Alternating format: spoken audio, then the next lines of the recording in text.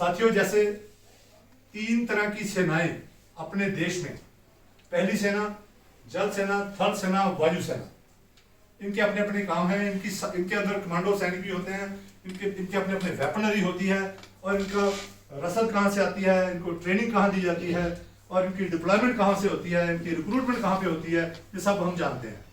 ऐसे ही बिल्कुल इसी तरह हमारे अपने शरीर के अंदर हमारे इम्यूनिटी के सैनिक सेल होते हैं, और उनकी भी 3 सेनाएं हैं जी। बहुत आसान है समझना, इसके लिए कोई डॉक्टर बनने की जरूरत नहीं है। मैं उनके नाम नहीं गिनूंगा, क्योंकि नाम जो है उनके हैं वो डॉक्टर्स के लिए छोड़ रहे हैं, डॉक्टर्स के लिए। हमें तो उनके काम देखते हैं, हमें तो इम्यून सिस्टम के काम को समझना है। तो वो जो 3 सेनाएं हमारे अंदर हैं, पहली सेना है, उसका काम है पहचानना कुछ भी शरीर में कहीं भी गड़बड़ है अगर तो। उसके सैनिक घूमते रहते हैं पूरे ब्लड में, हमारे टिश्यू में भी होते हैं, बोन नर्व में भी होते हैं। वो देखते हैं कहीं भी कुछ एबनॉर्मल, कुछ गड़बड़ अगर उनको नजर आ जाए, उन्होंने अलार्म रेज कर दिया। ठीक है, उस अलार्म को पढ़कर हमारी दूसरी सेना के सैनिक आ जाएंगे। उनका काम है घेरा डालना उस एबनॉर्मल चीज को, कुछ गड़बड़ी को। घेरा इसलिए डालना कि वो गड़बड़ी फैले ना, नुकसान ना करे। और दूसरी सेना में ही हमारे इंटेलिजेंट सेल होते हैं, जिनका काम होता है कि जो गड़बड़ है वो है क्या। उदाहरण के तौर पर मान लो वहां पे गड़बड़ है, कोई बैक्टीरिया खतरनाक, तो उन्होंने इमीडिएटली तीसरी फोर्स जिसका काम है एंटी बैक्टीरियल कमांडोज को ले आएंगे। वो मैसेज इस हिसाब से जाएगा कि यहाँ पे बैक्टीरिया आ गया, आप एंटी बैक्टीरियल कमांडो लेके आओ। तो तीसरी फोर्स का काम है उस घेरे में एंटर करना। एंटी बैक्टीरियल कमांडो आएंगे, वो घेरे में एंटर करेंगे, बैक्टीरिया का ब्रेकडाउन करेंगे और उसको बॉडी से बाहर निकालने का इंतजाम करेंगे। साथी समझ गया मेरी बात? मान लो वहां पे जहां गड़बड़ी है, पहली सेना ने पहचान लिया, दूसरी सेना ने घेरा डाल के आइडेंटिफाई कर लिया कि यहाँ पे वायरस है, कोरोना आ गया।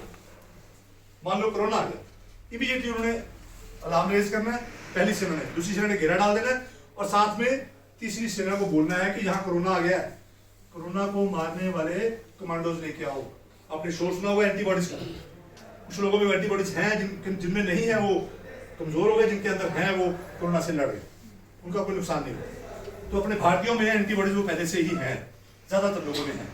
तो वो एंटी वायरल कमांडोज बॉडी के आएंगे, घेरे के अंदर एंटर करेंगे, कोरोना का ब्रेकडाउन करेंगे, उसका कचरा उठा के डिटॉक्स कर देंगे, बॉडी से बाहर निकाल देंगे।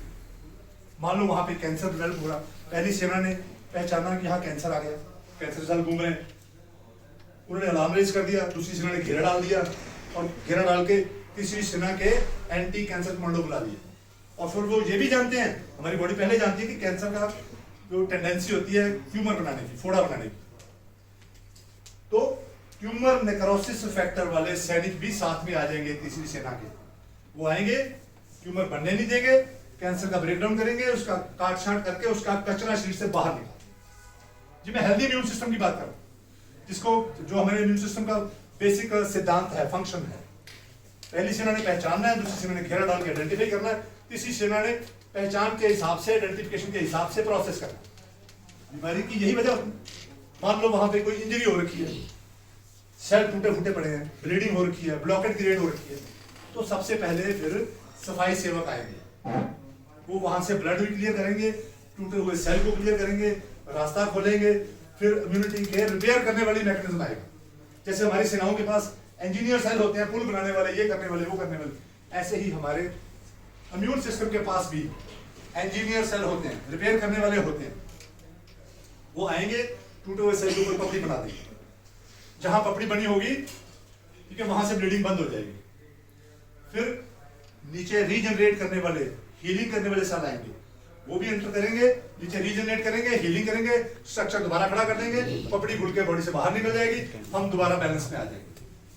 इम्यून सिस्टम का काम बैलेंस करना होता है। मान लो वहां पर अब हमने बैक्टीरिया भी देख लिया, वायरस भी देख लिया, cancer, anti cancer, fungus, chemical, कुछ भी देख, अगर केमिकल है तो उस केमिकल को वहां से ले जाके लिवर में ले जाएंगे, लिवर उस केमिकल का प्रोसेस डेवलप करेगा और उस केमिकल को बॉडी से बाहर निकालने की कोशिश करेगा। अब वहां पर अगर कोई इम्बैलेंस है, कोई चीज बढ़ी हुई है, तो इमीडिएटली वो चीज बनाने वाले सेल जो बढ़ी हुई है उसको मैसेज भेज दिया जाएगा कि तू बनानी बंद कर या कम कर दे, डाउन रेगुलेट। और कोई चीज कम हो रही है, कोई चीज कम हो रही है, तो उसी तरह का मैसेज जाएगा। तीसरी फोर्स उस कॉम्प्लीमेंट्री मैकेनिज्म को एक्टिव करेगा कि ये चीज ज्यादा चाहिए और बना, तो वो और बनाएगा तो बैलेंस क्रिएट हो जाएगा। तो इस तरीके से हर बीमारी से लड़ने का और स्वस्थ रखने का और बीमारी से बाहर आने का इंतजाम किया जाता है इम्यून सिस्टम के सहायता से। तो साथियों, मैं इम्यून सिस्टम के बारे में जो बताया आपको, पहली फोर्स पहचानने वाली, उसके सैनिक है पूरे। दूसरी फोर्स घेरा डाल के आइडेंटिफाई करने वाली, और तीसरी फोर्स प्रोसेस करके बॉडी से बाहर निकालने वाली। ये तीनों फोर्सेस, इनके सैनिक सेल टिश्यू में भी काम करते हैं, ब्लड में भी काम करते हैं, और बोन मैरो में भी काम करते हैं। टिश्यू के अंदर ये थोड़ा सा कमजोर होता है, ब्लड के अंदर इनकी ताकत थोड़ी सी बढ़ जाती है, और बोन मैरो के अंदर इनकी ताकत बेइंतहा होती है। बोन मैरो में ही ये वाले जो हमारे सैनिक सेल हैं, इनकी रिक्रूटमेंट होती है, डिप्लॉयमेंट होती है, ट्रेनिंग होती है, इनको रसद भी वहीं से मिलती है। तो हमारा बोन मैरो स्ट्रांग होना चाहिए, इस चीज को याद रखना। हमारा बोन मैरो सॉलिड होना चाहिए। बोन मैरो कहां से बनता है? जो हमने खाया पिया, जो हमारा भोजन है, उस भोजन से रस बनता है पेट में, उस रस से रक्त बनता है आंतड़ियों में, रक्त से मांस बनता है, मांस से मेद बनता है, गाढ़ा मटीरियल, मेद से अस्थि बनती है, हड्डी बनती है, हड्डी से बोन मैरो बनता है, और बोन मैरो से हमारे इम्यून सिस्टम का सारा ये जो मैंने अभी आपको बताया वो सारा रसद, डिप्लॉयमेंट, ट्रेनिंग और रिक्रूटमेंट होती है। अब अगर हमारा खाना पीना बिगड़ गया, या हमारे खाने पीने में एसिड घुस गया, या हमारे खाने पीने में ज्यादा जहरीली अडल्ट्रेटेड केमिकल, फर्टिलाइजर, इंसेक्टिसाइड, फीडिसाइड जो खेतों में इस्तेमाल होता है, या पैक्ड फूड इंडस्ट्री में जो अडल्ट्रेशन हो रही है, और वो सारा कुछ हमारे भोजन में है, जंक फूड से क्यों प्रॉब्लम आती है वो बताऊंगा।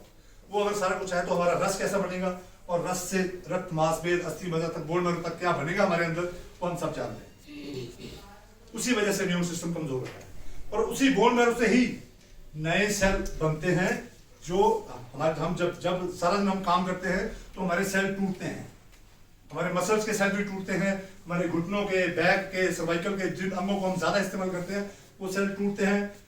जब हम रात को सोते हैं तो वो रिपेयर होते हैं, पुराने खत्म होते हैं, नए बनते हैं। जब नए बनते हैं, अगर हमारा बोन मैरो वीक होगा तो वो नए बनने वाले सेल भी वीक रहेंगे। बुढ़ापे की यही वजह होती है, पुराने ताकत वाले झड़ते जा रहे हैं, नए बनने वाले कमजोर आ रहे हैं, तो हम बूढ़े हो गए। यस, आपने देखा होगा कुछ लोग ऐसे चलते हैं, ऐसे चलना शुरू कर देते हैं, ऐसे क्यों? क्योंकि उनके जो नए सेल बने वो कमजोर बने। और ऐसे ऐसे चलने वाले लोगों को जब हम नेक्टर देने शुरू करते हैं वो ऐसे सीधे हो जाते हैं। क्योंकि नेक्टर इम्यूनिटी के सारे कंपोनेंट्स की सहायता से हमारा रस, रक्त, मांस, मेद, अस्थि, मज्जा, बोन मैरो तक जितने चैनल हैं हमारे, इनको शुद्ध करता है, इनको सिद्ध करता है, इनको जागृत करता है, और इनको जागृत करके बोन मैरो जब स्ट्रांग हो जाता है तो वहां से इम्यूनिटी के सारे कंपोनेंट्स जो है वो इंटेलिजेंट, उनकी गिनती बढ़ाना और उनकी ताकत बढ़ाना, ये तीनों काम जो नेक्टर से हो जाते हैं।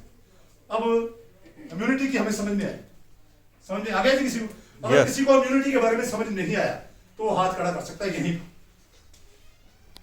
क्या बात है, सबको समझ में आया जी? Yes sir. हाँ जी, कुछ पूछ रहे? नहीं सर, हाँ कुछ समझ आ गया सर। हाँ समझा।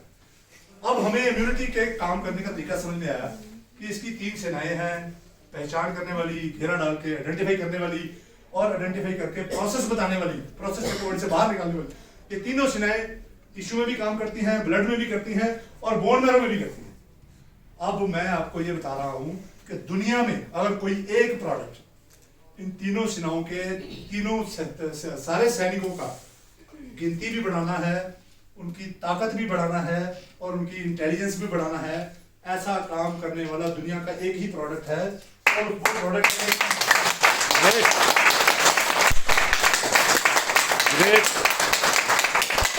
अब अगर आपको कोई कहे कि मैं तो विटामिन सी खाता हूँ, मैं तो विटामिन डी खाता हूँ, मैं तो गिलोय खाता हूँ, मैं तो च्यवनप्राश खाता हूँ, मैं आंवला खाता हूँ, मैं तुलसी खाता हूँ, तो आप उसको बता सकते हो कि आप जो ले रहे हो वो भी इम्यून सिस्टम पे काम करते हैं, पर वो किसी एक कंपोनेंट का किसी एक जगह पर कोई एक काम करते हैं।